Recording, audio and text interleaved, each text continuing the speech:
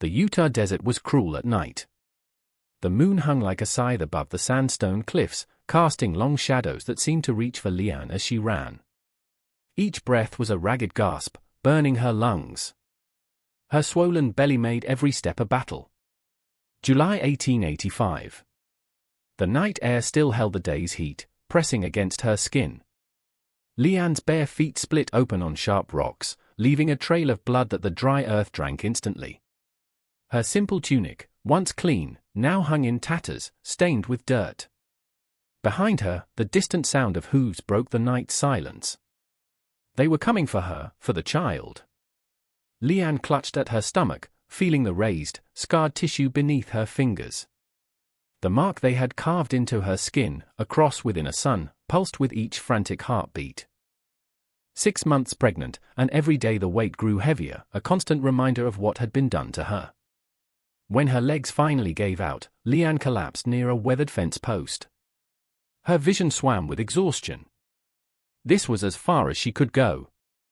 "Please," she whispered to the empty night. "Don't let them find the child." The sound of approaching footsteps made her heart seize with terror. She curled around her belly, trying to shield the life within, waiting for rough hands to drag her back. But the voice that came was not what she expected. "Good Lord, miss. What happened to you?" Leanne forced her eyes open. A man stood over her, silhouetted against the night sky. In one hand, he held a lantern that cast a golden light across his weathered face. In the other, a leather-bound Bible. "Don't. Please don't." Leanne tried to crawl away, but her body refused to obey. The man knelt beside her. The light revealed a face lined with years, grey streaking through his dark beard. His eyes showed no malice, only concern. "I'm not going to hurt you," he said, his voice low and steady. "My name is Arthur Croft. This is my land." Leanne's gaze darted past him, searching for the men with torches. "They're coming," she managed, her voice barely a whisper. "Please, help me." Arthur didn't ask who they were. He carefully slipped one arm beneath her shoulders and the other under her knees. "I've got you." "My cabin's not far." The last thing Leanne saw before darkness claimed her was the North Star shining bright as Arthur carried her toward a distant light. Arthur Croft had lived 58 years with more ghosts than friends. He hadn't expected to find a pregnant Chinese girl collapsed by his fence, especially not one with a familiar symbol carved into her flesh. He laid her gently on his bed, the only one in the small cabin. It was the mark on her belly that made his stomach turn, a cross inside a sun, the symbol of the Congregation of the Sun's rebirth. Arthur had seen it before, during the war and after, when he'd been part of a special unit investigating cults that preyed on the chaos of post-war America. He thought those days were behind him. Apparently, he was wrong. He cleaned her wounds, his touch gentle. Her skin was hot with fever. Around her neck hung a silver pendant bearing the same symbol. Arthur's fingers trembled as he removed it. The congregation had grown since he'd last encountered them. He settled into the chair beside the bed, his rifle leaning against the wall, and began his watch. Leanne woke with a strangled cry, disoriented. "Easy now," a voice came from nearby. "You're safe." A memory flooded back, the escape, the running, the stranger. Morning light filtered through a curtained window, illuminating a spare but clean cabin. The man from the night before, Arthur, sat watching her. Leanne's hand moved instinctively to her stomach. The child was still there, still moving. Relief washed through her. "The baby seems fine," Arthur said, noting her concern. "But you need rest." Her heart raced. "I need to go. They'll be looking for me." "Who's looking for you?" Arthur asked gently. "Who did that to you?" He gestured toward her belly, where the carved symbol was hidden beneath a clean bandage. Leanne fell silent. Years of forced secrecy kept the words locked inside. "You don't have to tell me," Arthur said, bringing her a cup of water. "But you're in no condition to go anywhere." "I won't make you stay, but at least give yourself a day to regain your strength." Leanne studied the man before her. He was rugged and battle-hardened, yet his eyes held a surprising gentleness. "Why are you helping me?" she asked. Arthur considered the question. "Because you needed help," he said simply. "And because I've seen that symbol before. I know what it means." Fear shot through Leanne. "You're one of them." "No," Arthur said firmly. "Quite the opposite. I believe in a God of mercy, not one who demands flesh and blood." The days passed slowly. Leanne regained her strength, and on the fourth day, she ventured outside. The harsh desert heat felt like freedom. That evening, as they shared a simple meal, she finally spoke. "My name is Leanne." Arthur nodded. "It's good to know who's sharing my roof." "Where are you from, Leanne?" "A settlement called Redemption," she answered. "About 40 miles southeast of here." Arthur's expression darkened. "I know of it. Sprang up a few years back." 5 years ago, Leanne confirmed. "That's when Prophet Gideon brought me there. He is the leader of the congregation." It wasn't a question. "They call him Prophet now," Leanne said, a bitter edge to her voice. "They believe everything he says." "And what do you believe?" Leanne looked down at her swollen belly. "I don't know anymore." Arthur seemed to understand. "The baby's due in the fall. You're welcome to stay until then. And after, too." Leanne studied him, searching for a hidden motive. "Why would you offer that to a stranger?" Arthur was quiet for a long moment. "I was married once. Had a son. Lost them both to typhoid after the war. This place, it gets lonely," he shrugged. "Besides, I've been running from my past long enough. Maybe it's time to stop running and start helping." A week passed, then another. Leanne began to help around the cabin, and Arthur showed her how to handle a rifle, just in case they both knew who might come looking for her. One evening, as the setting sun painted the desert in shades of gold and crimson, they sat together on the porch. "I used to dream of a normal life," Leanne said softly. "Before all this." Arthur's eyes held a deep sadness. "What happened to you wasn't your fault. You know that, don't you?" Leanne's throat tightened. No one had ever said those words to her. "Gideon says I was chosen. He wasn't always like this. After his wife died, he changed. Started having visions." Her voice broke. "He used to be kind. I fought in the war," Arthur shared. "Union Army. Afterward, I was part of a special unit. We tracked groups that had sprung up in the chaos. People taking advantage of others' pain and fear. Your Gideon's congregation was one of them, though it was smaller then." Leanne looked at him sharply. "You knew of him?" "I knew he was a former army surgeon.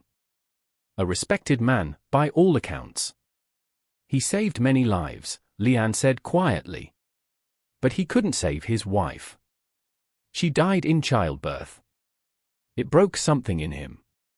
He said he searched for answers, for a way to ensure such a tragedy never happened again. That's when he found the ancient texts that spoke of purification." Leanne's voice dropped to a whisper. "He believes this child, conceived in ritual, pure, will bring rain to the desert. That its birth will break the drought." Arthur's face hardened. "No child should bear such a burden. No woman either." "I believed him at first," she confessed, shame coloring her words. "I didn't understand what it meant until it was too late." Arthur reached across the space between them, his weathered hand covering hers. "The past is written, but the future isn't." The simple touch broke something in Leanne. Tears she had held back for months spilled down her cheeks. He simply sat with her as the sun slipped below the horizon. Later that night, unable to sleep, Leanne noticed a small key hidden beneath Arthur's Bible. Curiosity warred with her conscience. He had given her shelter, yet she knew he kept secrets. Before she could reconsider, she was at the locked door at the back of the cabin, sliding the key into the lock. The room beyond was a study. A desk stood against one wall, and above it hung a map of the Western Territories with locations marked in red ink. But it was the wall opposite that drew her attention. Newspaper clippings, letters, and photographs were pinned there, connected by red string. At the center was the familiar symbol of the cross inside the sun. She moved closer, reading headlines, "Strange Disappearances in Arizona Territory. Drought continues as religious group predicts end times." And there, a photograph of Gideon, younger, standing beside a Union Army officer in full uniform. A man whose features were hauntingly familiar. Arthur Croft. They had known each other. Not just known of each other, the photograph showed them standing side by side, comrades. The sound of footsteps on the porch sent panic through her. Leanne quickly locked the door, returning the key just as Arthur entered. "Storm's coming," he said, hanging his hat on a peg. "Good," Leanne replied, her voice unsteady. "We need the rain." That night, as thunder rolled closer, Leanne lay awake, studying the sleeping man across the room. Who was Arthur Croft, really? And what was his connection to the man who had ruined her life? The rain continued for 3 days. When the skies finally cleared, Arthur hitched his horses to the wagon.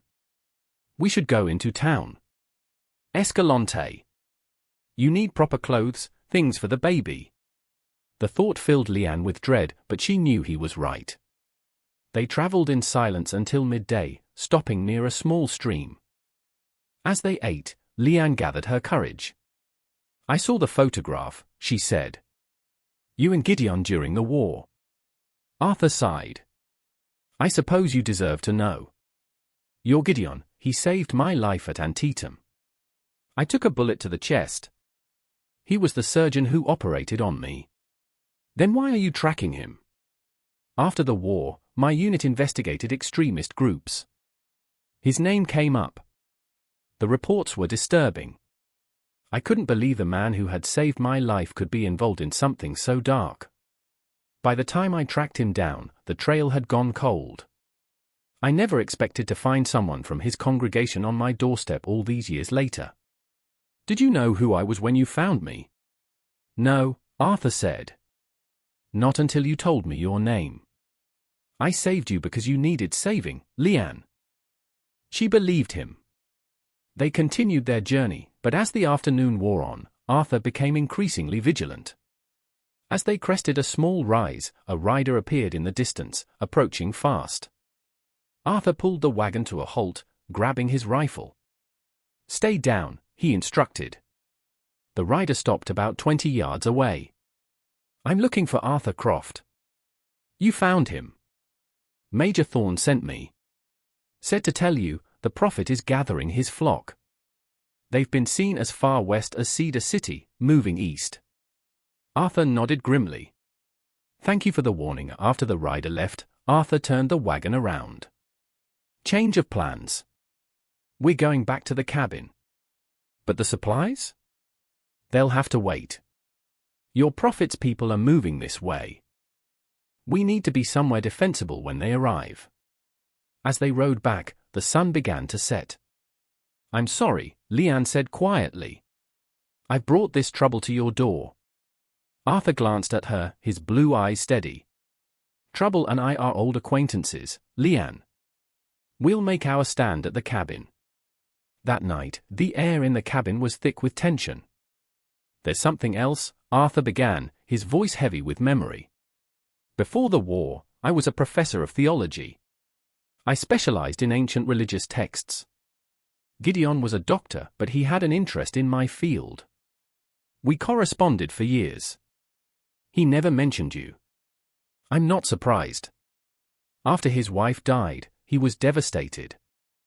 He started searching for answers in those ancient texts, but he fell under the influence of a man named Malachi, his right-hand man. Malachi twisted the texts, manipulated Gideon's grief. The scrolls speak of sacrifice, yes, but of one's pride, one's selfish desires. It's a metaphorical cleansing, not a literal one. By the time I realized what was happening, the congregation had already formed. I failed to stop it. And I've been tracking them ever since." Leanne absorbed this, pieces falling into place. "That's why you helped me." "Partly," Arthur admitted. "But mostly because no one deserves what was done to you. The days that followed settled into a rhythm of vigilant preparation. Arthur reinforced the cabin's doors and windows. A week passed, then another. The heat of August began to wane. One evening, Arthur returned from checking the perimeter to find Leanne on the porch, humming softly. "Do you think they've given up?" she asked. "No," Arthur said somberly. "They're waiting." He led her to the back room and showed her the map. "I've been tracking their movements for years. At first, it was just Redemption, but then they expanded. Cedar City, St. George, even Flagstaff. They're gaining converts because of the drought. People are desperate, and Gideon offers them hope. How can we fight this? It's just the two of us." "We're not entirely alone," Arthur said, showing her a stack of letters. "I have contacts, former colleagues like Major Thorne. They've been helping me gather information." As he spoke, a horse whinnied outside. Arthur was on his feet instantly, grabbing his rifle. From the porch, they could see a lone rider approaching. "That's far enough," Arthur called. The rider moved into the lamplight. He was a young man with the intense eyes of a true believer. Around his neck hung the pendant of the cross within the sun. "My name is Malachi," he said, his gaze finding Leanne. "Ah, the Blessed Mother. We've been searching for you." "She's not going anywhere with you," Arthur growled. "Leanne," Malachi's voice was smooth. "Prophet Gideon is concerned for you.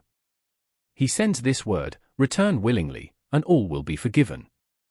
Stay away, and another will take your place. He has found another who is willing to bear the sacred child."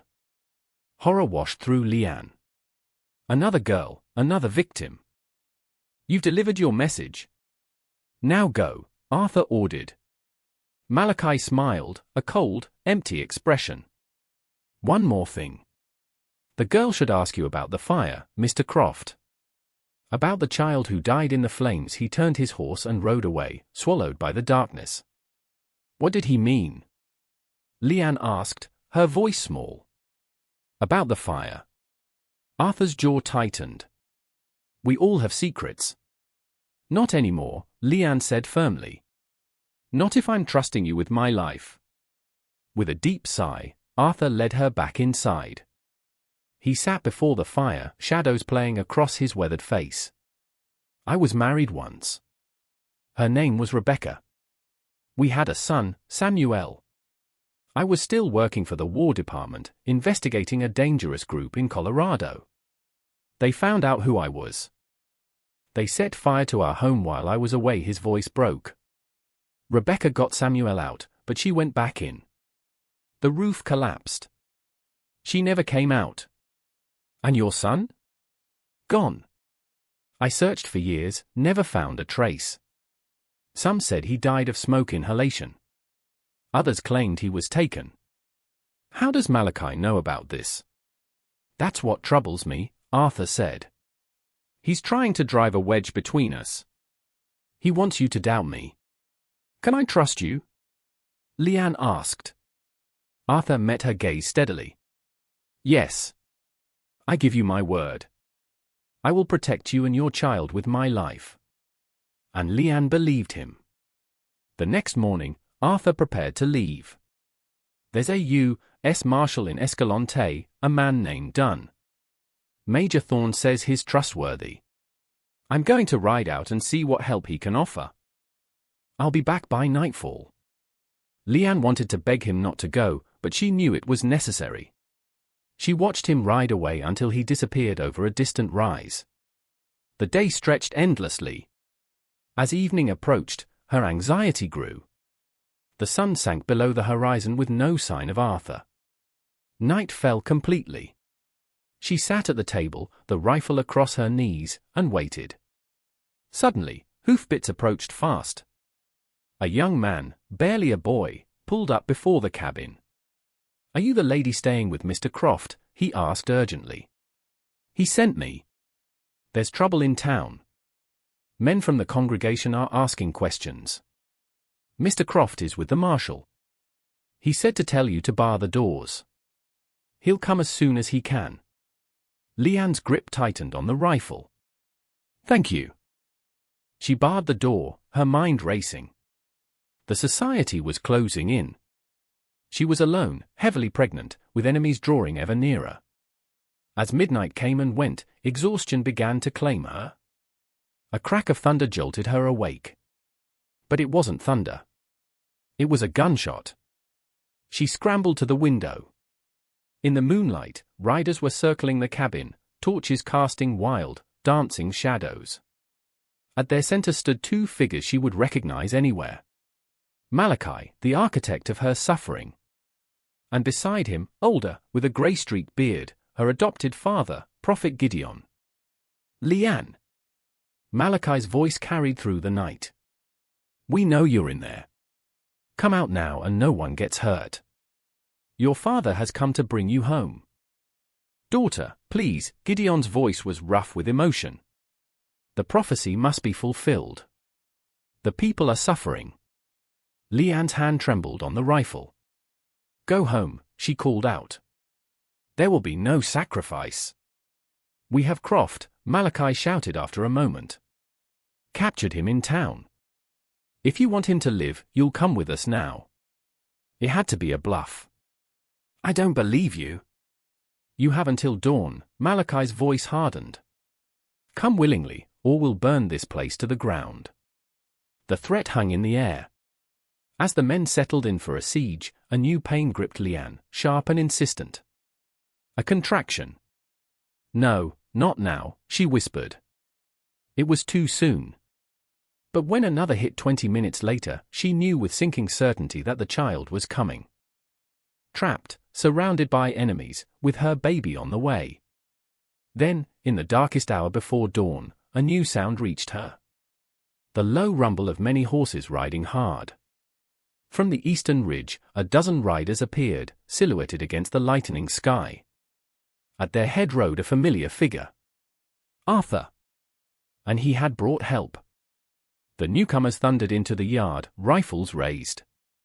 Beside Arthur rode a man wearing the star of a U.S. Marshal. "Malachi," the marshal shouted. "You and your men are under arrest." Malachi's response was to draw his revolver and fire. Chaos erupted. Gunfire exploded from both sides. Leanne dropped to the floor as a bullet thudded into the cabin wall. Another contraction seized her, stronger than before, forcing a cry from her lips. Gradually, the gunfire slowed, then stopped. There was a pounding on the door. "Leanne! Are you all right?" It was Arthur. She unbolted the door and he burst in, his face streaked with dirt and gunpowder. His eyes widened as he took in her condition. "The baby," she gasped. "It's coming." "We've got them," Arthur said, helping her to the bed. The marshals arrested Malachi and most of his men. "It's over." "Gideon," she panted. His expression darkened. "He's alive." Wounded just then, the marshal entered. He said respectfully. "The prisoner, Malachi." He asked to speak with Arthur. "Says it's about his son." Arthur froze, his face draining of color. "My son is dead." "He claims otherwise." Leanne saw the conflict in his eyes, the desperate hope warring with suspicion. "Go," she urged him. "I'll be fine." He hesitated, then strode from the cabin. Through a haze of pain, Leanne waited.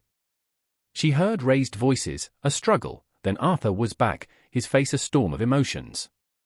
Behind him, supported by two deputies, came Gideon. "What is he doing here?" Leanne demanded. "Malachi is dead," Arthur said flatly. "Shot himself. Before he died, he confessed everything. He admitted to manipulating your father for years. The ritual, the prophecy, it was all his creation, a scheme to gain power and buy up land and water rights across the territories. I never wanted to hurt you," Gideon whispered, tears tracking down his weathered cheeks. "My precious daughter, I was lost in grief, and he twisted my faith. He gave me falsified translations of the texts. I never questioned him." Before Leanne could answer, the most powerful contraction yet seized her. A scream tore from her throat. "The baby's coming now." "Everyone out," Arthur ordered. He looked at Gideon. "Stay. If she wants you to." Leanne met her father's gaze, and after a moment, she nodded. What followed was a blur of pain and effort. Arthur's steady hands guided her, and to her surprise, Gideon was a comfort, holding her hand, murmuring encouragement. With one final push, the child slipped from her body into Arthur's waiting hands. For a terrible moment, there was silence. Then, a thin wail rose, the cry of a newborn taking its first breath. "A girl," Arthur said, his voice thick with emotion. A perfect little girl. He laid the tiny, squirming infant on Leanne's chest. She stared down at her daughter in wonder. "She's beautiful," Gideon whispered. As Arthur tended to them, a strange sound arose outside, a soft pattering against the roof, growing steadily louder. "Rain," Gideon said in awe, moving to the window. "It's raining." Leanne looked down at her daughter, then up at the men. "Not because of any ritual," she said firmly. "Just nature. Just life." Gideon nodded slowly. "Yes. Just life." He returned to her side. "What will you name her?"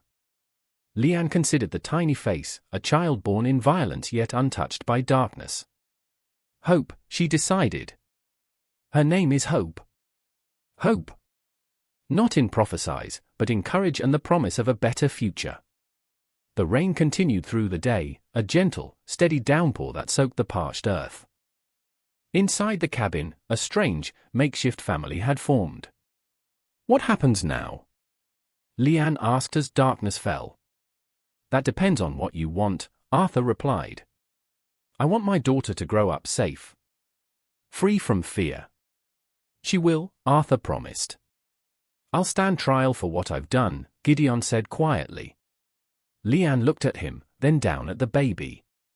"And if I want my daughter to know her grandfather?" Hope bloomed on Gideon's worn face. "I don't deserve such forgiveness." "Perhaps not," Leanne said. "But it's mine to give." Leanne looked at Arthur. "And you? What do you want?" A complex array of emotions crossed his features. He glanced at the sleeping baby. "Some good has come of it all in the end." "Stay with us," Leanne said impulsively. "Here. Hope will need a grandfather, but she'll need others, too. People who can teach her strength and kindness." Arthur's expression softened. "Are you sure?" Leanne looked from him to her father, then down at the sleeping infant in her arms. A family cobbled together from broken pieces. "Yes," she said firmly. "This is exactly what I want." Outside, the rain stopped. The clouds parted to reveal a sky ablaze with stars. And there, arching across the heavens, a rainbow shimmered in the moonlight.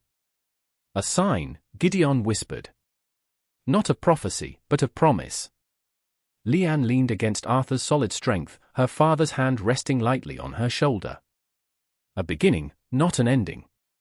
The desert drank in the rain, preparing for the bloom that would follow.